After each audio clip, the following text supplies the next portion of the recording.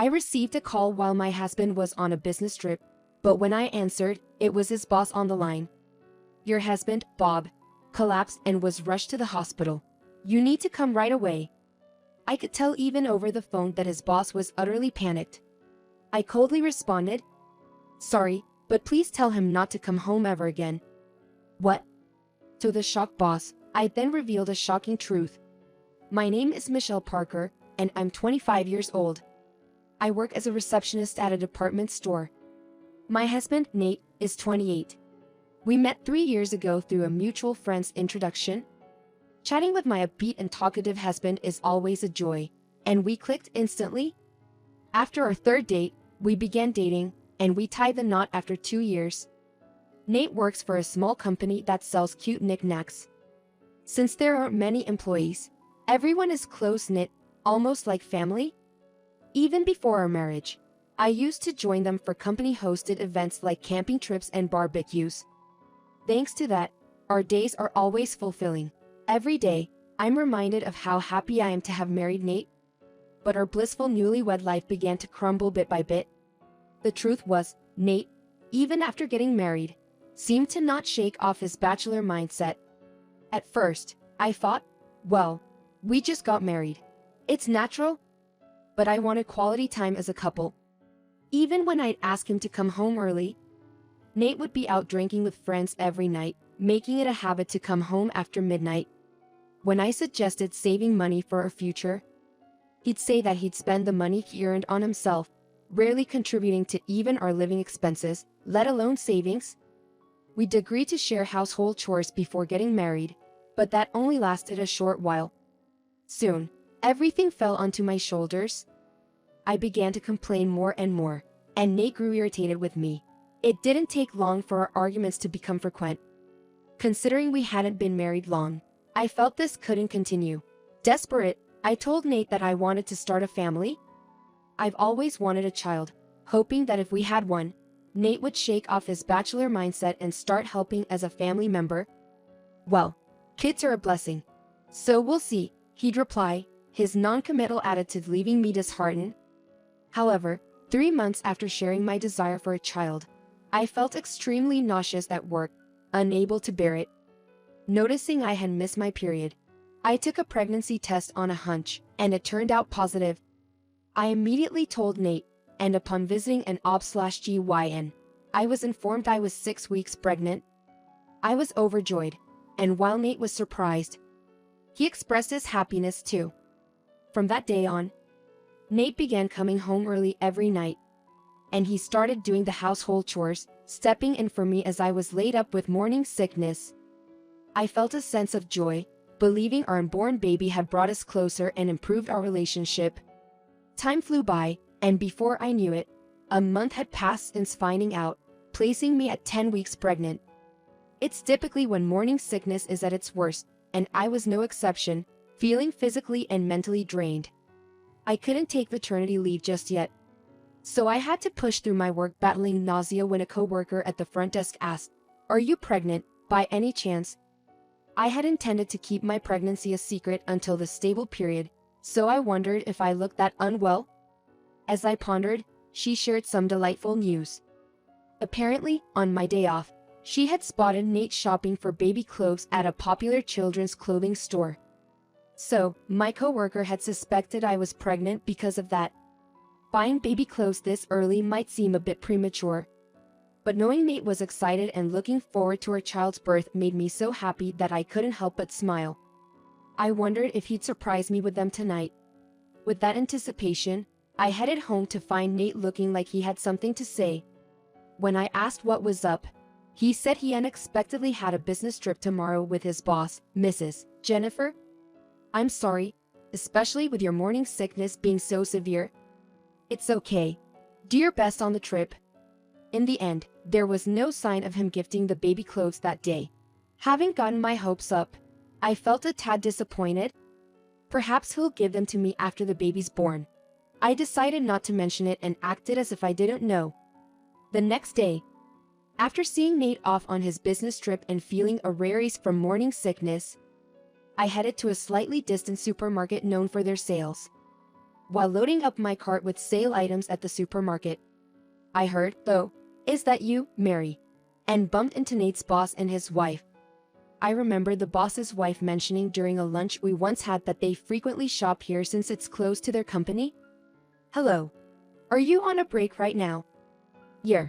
I had a lot to buy today. I was worried things might be sold out if I waited till after work." "I've been roped into being the bag carrier," joked the boss. I see.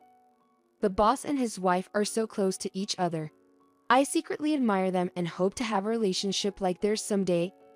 As I was chatting with the boss's wife about the deals, the boss tilted his head and asked with curiosity, Aren't you supposed to be on a trip today?" "A trip?" Confused and unsure about what he was talking about, the boss's wife, who works as an administrative assistant at the company, chimed in. "Now that you mention it, wasn't Alex taking a vacation day for a trip today?" "No. I heard my husband is on a business trip today." "Only Emily was supposed to be on the business trip today." "What?" I desperately tried to piece things together in my confused state. The boss and his wife claimed that only the supervisor was on a business trip, but I had heard that both my husband and the supervisor were away on business. The conclusion I drew from this was unthinkable. Unable to stay calm, I told the store clerk I'd check out later, left my shopping cart, and quickly headed outside the supermarket. The boss and his wife accompanied me, and I made sure to put the call on speaker so they could hear, and then dialed my husband. "Hello, what's wrong?" My husband answered, sounding a bit flustered, as if worried something had happened to me. Taking a deep breath, I tried to stay as calm as possible and asked, "Where are you right now?" "Where?" "On the business trip." "You're really on a business trip?" "It's true. Why would I lie about something like that?" "According to my memory, you took PTO today to go on a trip with Jessica." "What, boss?" My husband sounded so shaken over the phone that it was palpable. "I'll ask one more time. Are you really on a business trip?" My voice trembled with anger. "Wasn't today's trip supposed to be just for Emily?" "That's right. Emily asked for my help, so I joined her." "I haven't heard anything about that. Can you put Emily on the phone?" "Emily is currently at the supplier's factory, and I'm just waiting at the hotel." "Why are you waiting at the hotel if you're there to help? What you're saying doesn't make any sense." "I'm so sorry." My husband's feeble excuses left both me and the boss couple shaking our heads in disbelief. "Anyway, we'll deal with this when you get back." After the boss said that, I could hear my husband yelling something on the other end, but I hung up without a second thought. I just couldn't bear to hear his voice any longer. Feeling nauseous, I collapsed right there. "Are you okay, Mrs. Thompson?" gently rubbed my back with concern. Unable to respond, I instinctively held my stomach and let out, "Even though I'm expecting?" At that, Mr. and Mrs. Thompson looked shocked, their faces a mix of emotions. Of course, they would typically offer congratulations, but given the circumstances, they seemed unsure of what to say. Mrs. Thompson hesitated before she began to speak. "You see?" The shocking truth she shared left me feeling dizzy. After finishing my shopping, I somehow made it home and immediately began searching for the baby clothes my husband had supposedly bought. I found the baby clothes hidden deep in the closet. Inside, there was a message card. The card read, "Our baby, Amanda and me, will surely be the cutest in the world. Can't wait for the arrival." I couldn't help but crumple it in my hand. This is what Mrs. Thompson had told me. Amanda isn't married, but she's pregnant, about 5 months along. I hate to suggest it, but you might want to check who the father is. Hearing this, anger and sorrow overwhelmed me, causing my body to tremble. To think he left my side, especially when I'm suffering from morning sickness, lied about a business trip to go on a romantic getaway, and even fathered a child with another woman. Moreover, the boss, Mr. and Mrs. Johnson, had told him numerous times that he didn't need to go on that trip due to Amanda's pregnancy, but he insisted. risking our unborn child just to enjoy a secret trip under the guise of business. I despise him deeply for that. Just then, my phone rang. Seeing my husband as the caller, my blood boiled, wondering what he possibly wanted now. Unable to hold back my anger, I answered, only to find it wasn't my husband but his boss. "Is this Mrs. Thompson? Your husband has collapsed and has been rushed to the hospital. You need to come right away." I could tell by the boss's voice, even over the phone, that he was in total panic. While the news of my husband's collapse was a shock, I found no concern within me. "Tell him not to bother coming home ever again." "Excuse me?" I could sense his boss hadn't expected such a response and could hear the anger in his voice. "Your husband has collapsed, you know. And let me ask you, if you were struggling with morning sickness, could you worry about a husband who lied about a business trip with his boss to go on a romantic getaway and then collapse there? What are you talking about? Haven't heard from my husband yet. I know everything." Upon hearing this, the boss started to panic. "No, you've got it all wrong. There's no misunderstanding. I've confirmed with the CEO and his wife that he wasn't on a business trip today. But I haven't cheated. If you haven't cheated, then why are you pregnant? Do you expect me to believe the stork brought it? Well, that's when he gets back from his so-called business trip, do a prenatal paternity test. If it turns out it's not my husband's child, I'll apologize. But if it's proven he's the father, I'll be demanding compensation." "No way." The boss let out a pained scream. And here I am, wanting to scream myself, dealing with such an infuriating woman. "Compensation? Don't you feel sorry for the baby?" To my boss, who yelled like a damsel in distress, I restrained my urge to shout back and calmly conveyed my feelings. "Of course, I do. Having a cheater for a father and a mistress for a mother? I've decided to leave him, so he's all yours. The child isn't to blame. Reflect on your actions and make amends. Live a life you won't be ashamed to show your child." With that, I hung up the call abruptly. I then crouched down, hugging my stomach, letting the emotions I'd been holding back pour out as tears. But I can't just keep crying. My real battle starts now. I wiped away my tears and stood up, determined to protect the tiny life growing inside me. 2 days later, my husband, who apparently had been hospitalized for some tests, returned. I refused him entry, handing over only essential belongings and signed divorce papers. The reason for his collapse was likely vasovagal syncope, which can occur when experiencing intense stress. Hearing this only fueled my anger further. "Why the hell would you be stressed out? Hey, let me in. I just got out of the hospital. How heartless can you be, not letting me into my own house?" All I felt was anger towards my husband as he whined and complained. "Heartless? From the likes of you. Leaving your pregnant wife with morning sickness to go on a romantic getaway is way worse." But I passed out, you know. That's what you get for your actions. Realizing that arguing further with my husband, who always had a retort, was pointless, I succinctly conveyed my plans. "I'm divorcing you. I'll be seeking alimony and child support. And even when the baby's born, I don't intend to let you see them. If you're divorcing, then don't have the baby. I'm not paying child support."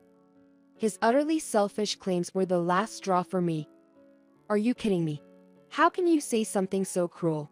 You were happy when you found out I was pregnant. That was just an act, so I wouldn't be at a disadvantage during the divorce." Deeply disappointed by my husband's words, I threw the baby clothes he'd bought for his boss's child right at his face.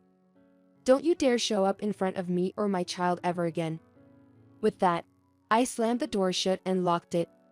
He was still shouting outside, but I called his parents, my in-laws, to pick him up.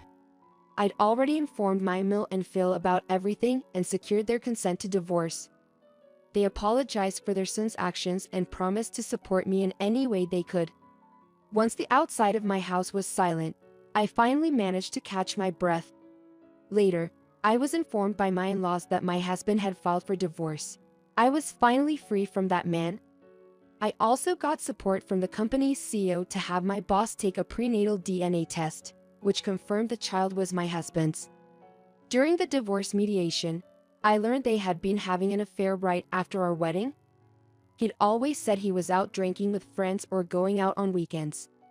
But I was told in mediation that he was always with his boss. Considering this, I demanded $30,000 in damages from my ex-husband and the same amount from the boss. Of course, I also secured a promise from my ex to pay $600 in child support every month. My ex-husband and his boss faced disciplinary action at work for their affair during office hours, receiving a pay cut for 6 months. The boss was even demoted. The CEO told them that since the child was on the way, they should buckle down and work sincerely. However, both found it hard to stay at the company and apparently resigned. With the payment of damages, both of their savings were drained. They now live in a run-down apartment, and I hear my ex works from dawn till dusk without a break. The boss did have the child, but having cheated, it seems her family abandoned her. With no one to rely on for childcare and struggling mentally, she's apparently placed the child in a facility, as the CEO informed me. As for me, the CEO kindly offered me a job at his company. Raising a child on my own, my current job's pay wasn't sufficient. He promised not only maternity and parental leave but also support in raising my child. So, I decided to change jobs. Before I knew it, 10 months had flown by since I learned I was pregnant, and I safely gave birth to a baby boy. When he gets older, I plan to tell him that he doesn't have a father. Raising a child on my own and working will be tough, but as I gently held his tiny body, I pledged to do my best to protect him,